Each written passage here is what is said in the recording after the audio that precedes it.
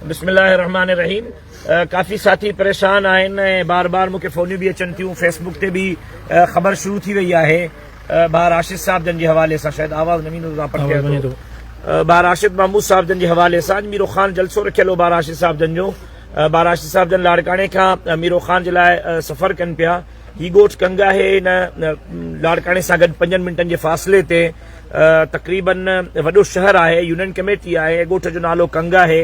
हिते ही बुंड रखी जेकॾहिं थोरो ही वॾा वण, बल्कि बुंडनि खां बि वॾा वण हिन पासे ॾांहुं बि परे पासे ॾांहुं बि रोड ब्लॉक कयो वियो ऐं कुझु माण्हू उन्हनि रस्ता रोक कई, फायरिंग जो तबादलो थियो।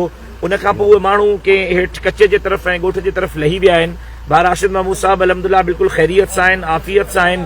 पुलिस पहुतल आहे, पहिरीं पहुतल आहिनि, जमात जा साथी पहुतल आहिनि। मां पाण जाइ वाक़े ते ऐं जाइ वारदात ते मौजूदु आहियां। मां कारकुननि खे यकीन ॾियारायां थो, अवां हौसलो रखो, इंशाअल्लाह ही हथकंडा असांजी रस्ता रोक न करे सघंदा। ऐं भाउ राशिद महमूद साहब अल्लाह जे फज़ल सां बिल्कुलु ख़ैर आफ़ियत सां आहे ऐं पंहिंजे प्रोग्राम जे तरफ़ रवानो थी चुको आहे, प्रोग्राम जे अंदरि मौजूदु आहे। अल्लाह कंदो त हिननि शरपसंद अनासर ताईं पहुचंदासूं ऐं कंहिं बि क़ीमत ते हिनखे नज़रअंदाज़ न कयो वेंदो। मां तमामु साथियुनि जो, तमामु कारकुननि जो, तमामु मोहबत कंदड़नि जो थोराए तो हां जेका फेसबुक जे ज़रिए, फ़ोनुनि जे ज़रिए असांखां हाल अहवाल वठी रहिया आहिनि। जाइ वारदात ते मौजूदु आहियूं, अव्हांखे कैमरामैन ॾेखारींदो। पुलिस जा काफ़ी अटाला मौजूदु आहिनि, तमामु अफ़सर साहिबान आयल आहिनि ऐं लाड़काणे जी पुलिस असां सां हिन वक़्त ताईं सहकार करे रही आहे। लेकिन मां हुनजे बावजूदि लाड़काणे जी इंतिज़ामिया खे, हिते मौजूदु इंतिज़ामिया खे 24 कलाकनि जो टाइम ॾियां थो।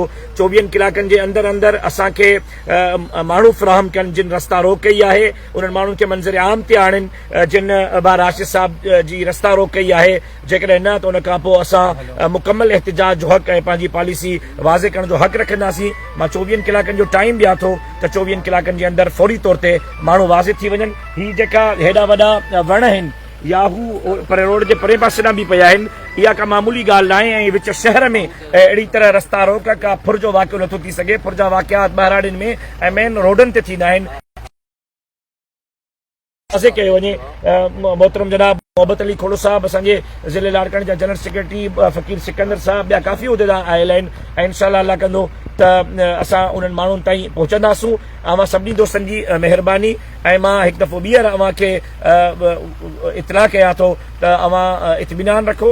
बार राशिद महमूद साहब जन अलहमदुलिल्लाह ख़ैरियत सां आहिनि, आफ़ियत सां आहिनि। अल्लाह जे फज़लो करम सां पंहिंजे प्रोग्राम में पहुतल आहिनि, उते प्रोग्राम करे रहिया आहिनि। मां हिन वक़्तु जाइ वारदात ते इंतिज़ामिया सां गॾु, पुलिस सां गॾु मौजूदु आहियां ऐं इंशाअल्लाह इन शरपसंद अनासर खे हर हाल में कैफ़र किरदार ताईं पहुचाइण में असां पंहिंजो भरपूर किरदार अदा कंदासूं। ऐं ही हथकंडा असांजी रस्ता रोक नथा करे सघनि। मां हिनखे बुज़दिलाना साज़िश सम्झां थो।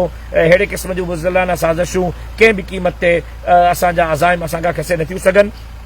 ख़ैरियत जो मामिलो आहे, कारकुन हौसलो रखनि, सिंध वासी हौसलो रखनि, मोहबत कंदड़ हौसलो रखनि। कंहिं बि क़िस्म जी का बि अलहमदुलिल्लाह बदमज़गी को नुक़सान न आहे। अलहमदुलिल्लाह बार राशिद साहब जन ख़ैरियत सां आहिनि, पंहिंजे प्रोग्राम ते आहिनि ऐं अहिड़े बुज़दिलाना वाक़े जे तह ताईं पहुचण जे लाइ असां जाइ वाक़े ते, जाइ वारदात ते मौजूदु आहियूं। जमियत उलमा इस्लाम लाड़काणे जा सभु साथी ते मौजूदु आहिनि। अल्लाह साईं आफ़ियत जो मामिलो कंदो। अव्हांखे दुआउनि जी दरख़्वास्त आहे, अव्हां असांखे पंहिंजनि दुआउनि में यादि रखो। अव्हां जूं दुआऊं असां सां गॾु आहिनि त इंशाअल्लाह अव्हां जे दुआउनि जे ताक़त सां मैदान में रहंदासूं ऐं हमेशह इंशाअल्लाह आवाज़ गूंजंदो रहंदो। हिकु दफ़ो ॿीहर अव्हां दोस्तनि जो थोराए थो हां, अव्हांखे इत्मीनान ॾियारायां थो त ख़ैरियत जो मामिलो आहे। बार राशिद साहब जन ख़ैरियत सां आहिनि, अव्हां फ़िक्रमंद न रहो। महिरबानी।